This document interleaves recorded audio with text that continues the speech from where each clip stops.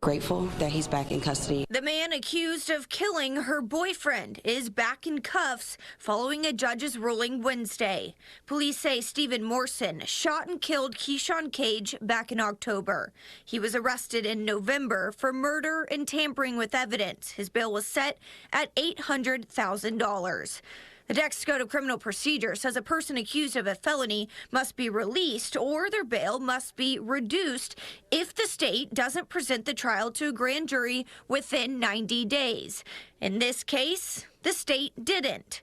Morrison's attorney asked for his client to be released. A Travis County judge lowered Morrison's bond to $100, and he bonded out. You can't hold people indefinitely. There has to be a mechanism, and that mechanism is an indictment. And if they don't present one, clearly they don't care or they're negligent about the handling of their cases. The judge said she didn't want to release Morrison. However, she didn't have any discretion. The judge in this case had the tools to keep our community safe and failed to use those tools. Why, though, not an indictment within the 90 days? Right. That's the first problem in this that then snowballed.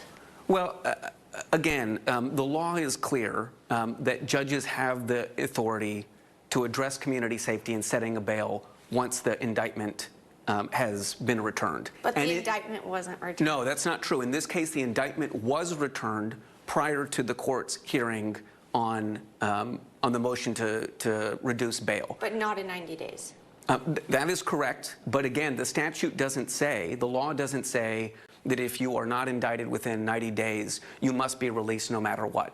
So in court Wednesday, the state argued the $100 bond wasn't sufficient and asked the judge to increase Morrison's bond amount. I do believe that this is, in fact, a show to try to move the fault of their office from their failure to indict over onto the judge, putting the onus on her to make a difficult decision and essentially just absolving themselves of their malfeasance. The judge decided to increase Morrison's bond to $100,000 because of, quote, the potential safety threat to the defendant's family and the community at large. If you can take a life, you don't deserve to walk the streets freely. In court, the judge looked directly at the state and said, please do not allow the 90 days to lapse ever again. So what happened to the 20-year prosecutor who was originally on this case? Was this prosecutor fired? So we noticed problems with this prosecutor's case. We took immediate action, and without notice, the prosecutor resigned the following day. I really hope that this doesn't happen again, because the way that it's putting me and my family through the ringer, I will pray that it will never happen to anyone else. A police chase in Jonestown this afternoon ended with a crash and officers drawing their weapons. Fox 7 Austin's Lauren Raydell live at the Jonestown Police Department tonight with the latest. Lauren. Yeah, John, this all started in Cedar Park when officers were trying to conduct a felony traffic stop. They say the suspect not only led them, but DPS and even the Travis County Sheriff's Office all the way here to Jonestown.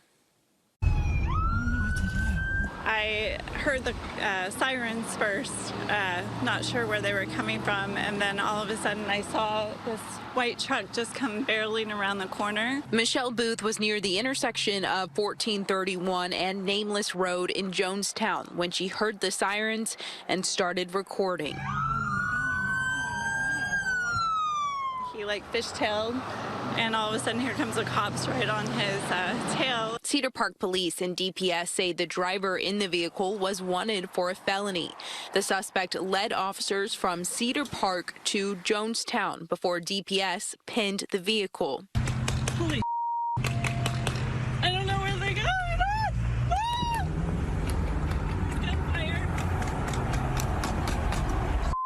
I don't know. It's like watching a movie and just not really sure what was happening. Despite those popping noises in the video, law enforcement tells Fox 7 officers did not fire any shots. Cedar Park police say whatever was deployed was done so by DPS. I've reached out to them. I'm still waiting for a response back. But in the meantime, Cedar Park police do say that they think it was likely pepper balls. In the meantime, no word on anyone injured tonight. In Jonestown, Lauren Rangel, Fox 7 Austin News. He came out of nowhere and he disappeared just as quickly. A man in the dark with nothing on, lurking, attacking, then running off. Candace Armbruster went to a concert at the Moody Center earlier this month. The concert had let out, and she started walking to her car. It was a bit of a ways across I-35 in the Cherrywood neighborhood. Wherever the crowd would go, I would maneuver myself to stay with them, even if that meant elongating my walk. The whole way, I was pretty much with other people about 95% of the time until I had to cross over into the neighborhood where my car was parked. She says when she got into the neighborhood, she saw something, someone. I see movement of a male figure, assuming that this guy just lived in this house and was outside, perhaps smoking a cigarette. He looked naked. Like, from first glance, I thought, wow, he looks naked. But I just didn't think that could be, but I followed my gut, and my gut said, don't go that way. So she turned instead of going straight. She says she finally saw her car. I am steps away from it when I heard very fast running footsteps right behind me. I turned, and as I turned, he was literally on me right here. He grabbed my hips. Imagine if someone was trying to pull your pants off aggressively. That's exactly what he was doing. She says she screamed as loud as she could. I was able to break free from him, and then I bolted running while I continued to scream, and I think that chaos I created also scared him. He wasn't expecting that, and he bolted the other direction. She says she made it to her car and called 911. I was having trouble breathing. I was crying. I was screaming just randomly. I was shaking so bad. Austin police are now trying to find the man who attacked her. People to know. I want them to keep their eye out. I want them to know this happened so they can protect themselves. But if you know anything at all, if you can get a lead in that will help us find him, because we have not found him, I want to keep others safe. Judge, we have a motion to dismiss cause number B1DC 20-900-048 for the reason that the defendant was convicted of the offense of deadly conduct, and cause number B1DC 19-900-111. Former Austin police officer Christopher Taylor is cleared of all charges in the 2020 shooting death of Michael Ramos. Taylor and several other officers had responded to a call at an apartment complex in Southeast Austin when Taylor shot Ramos 3 times. In 2023, Taylor was tried for murder, but a jury deadlocked. The court finds that there is a manifest necessity that requires me to declare this case as a mistrial. And Taylor's defense attorney told Fox 7 back then, while this may have been a tragedy, it's absolutely not murder. In June, the district attorney's office presented the case to a new grand jury for consideration of new charges. The jury declined to indict. The DA's office could have tried the murder trial again, but on Friday, they dismissed the case.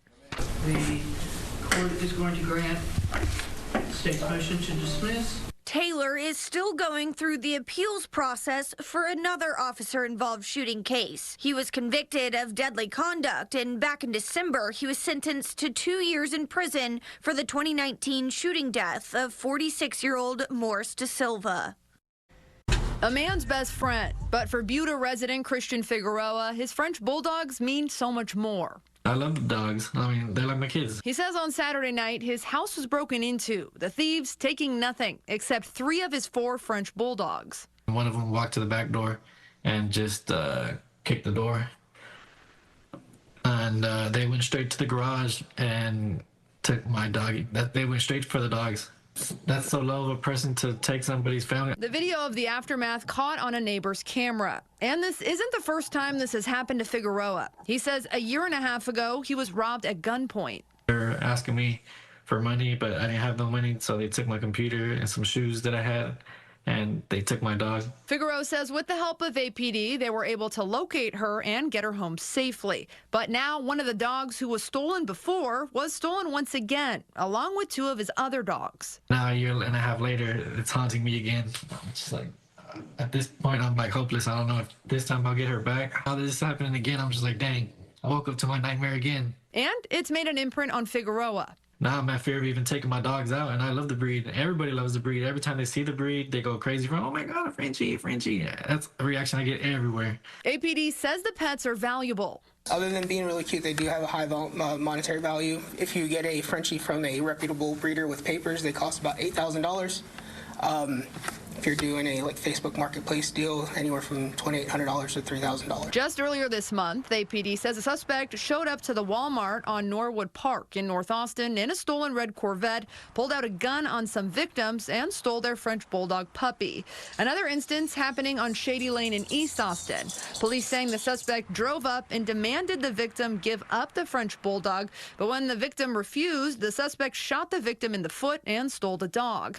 In 2021, Lady Gaga's dog walker was shot in the Hollywood area and her 2 French Bulldogs taken.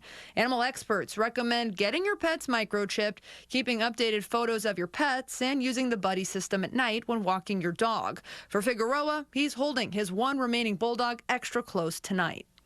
I had to October 20th. Crystal Webb sat down with Fox 7 Austin in her father's cowboy hat. Anybody know Kevin Webb? They know he was the true cowboy. And his boots, 2 things he used to wear. I'm still not ready to let go of my father. When he died last year, she was living in San Antonio, so she decided to rent a unit to hold his belongings at public storage off A.W. Grimes. But as time went on, she admits she fell behind on payments. Till they threatened us, said it was going to go on auction. So, you know, my sister scraped up the money and my kids paid double. Okay. And at that time when they was calling me, I was pleading with them. I told them, please don't, you know, I don't want to lose my daddy's stuff. I'm going to pay it. So I called my kids, everybody, so we could pay it on time. She says she was under the impression she paid in time to meet the grace period until she visited the unit last month. When I opened the storage,